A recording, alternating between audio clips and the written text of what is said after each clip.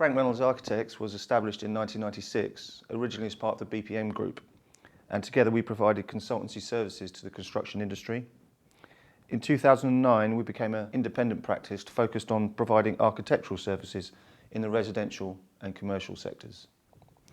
Our primary strengths are providing expertise within the residential sector for developers, contractors and private clients, and in the commercial sector for hotels, restaurants and leisure operators. We have a reputation for clear thinking, legible and creative buildings over a wide range of project sizes, from one-off houses to comprehensive master planning of strategic sites. Bow River Village is typical of the projects we undertake.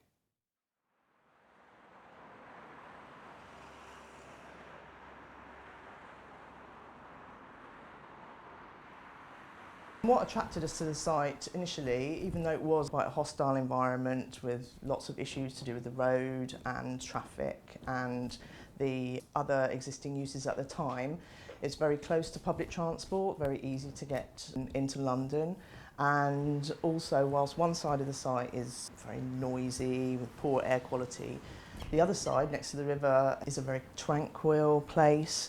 Leading to Three Mills, which is a beautiful heritage area with lots of green spaces for local residents to enjoy. And we felt that we could contribute to improving the area by building a nice high quality development that is sympathetic to the river, opening up the towpath, making it safer for local residents to use. I lived all my life in Hackney and I've seen the regeneration of the East End, and I'm so happy to be a part of it in Bromley by Bow. I used to see a wasteland and there wasn't much of it. Now returning and becoming a resident, I've seen the regeneration of the area. Bow River Village was developed in tandem with the plans for the Olympics. It received planning permission in 2012. It now forms part of the Olympic legacy. Rather than just deliver a scheme with lots of housing that's unaffordable for quite a lot of local residents around here, we worked with the GLA and the local authority to secure social housing grants so that we could deliver a much higher percentage of affordable housing. We have open market sale, affordable rent and shared ownership. All the different tenures are reflected on the riverside. The future of the development in Bromley by Bow is going to bring transformational change to the neighbourhood.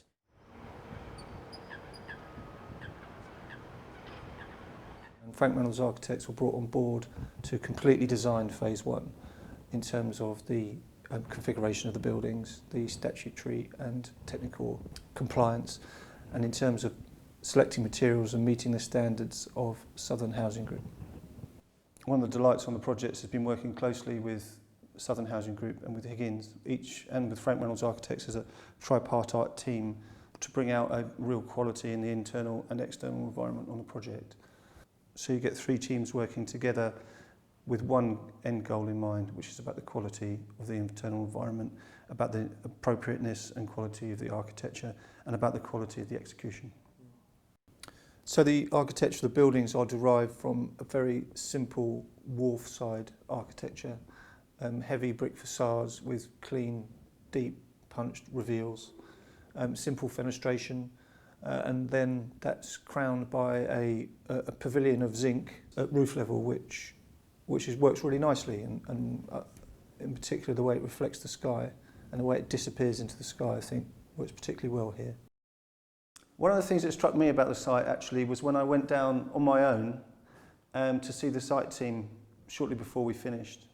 And I remember going down to the site hut, which is just to the north of the buildings, and looking back up at the back of building R4, the building that separates the courtyard from the A12. And the sunlight was cascading through the buttresses. And I just thought to myself, the scale of the building and the sunlight pouring through just felt like a Piranesi drawing, one of those great old dark, dank places, but with sunlight pouring in and through the gaps into the courtyard is absolutely delightful.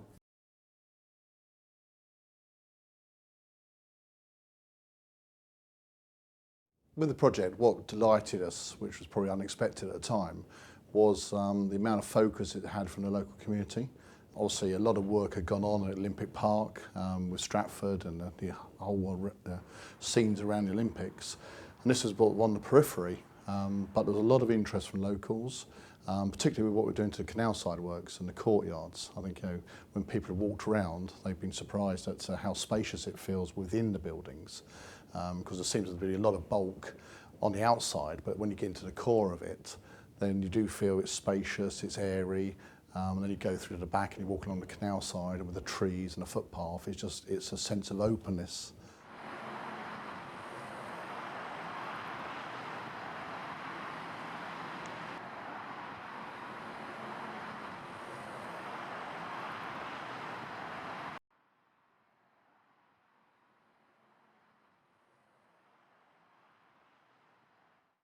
I think specific challenges we had on the site were purely for the location, access to the scheme, busy road down the front, we had to access off of the Bow flyover roundabout, canal at the back, we had industrial units all around us, so it's keeping the roads and access clear for them to operate.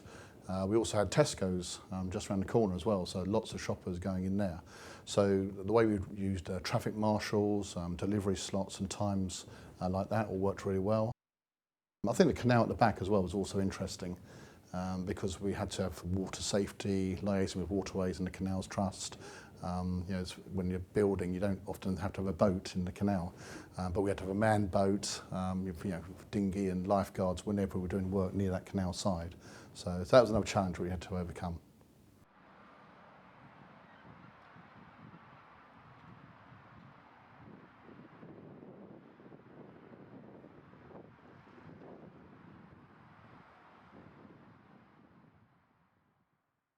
The success of Phase 1 has led on to the works for the complete redesign and build of Phase 2, which is on site, and lovely to see it going up now.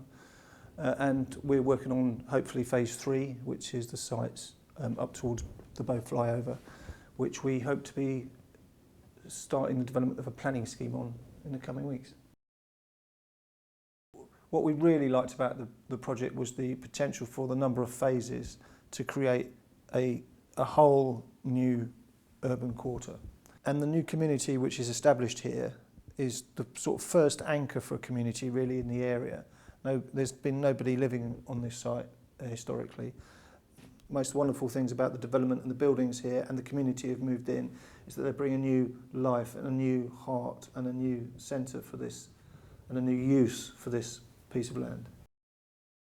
During our post-construction reviews and interviews with the residents, it's been lovely to hear some of their stories, absolutely inspirational. The things they've told us have been fascinating and quite surprising in some ways. And it really reminds you why a home is so important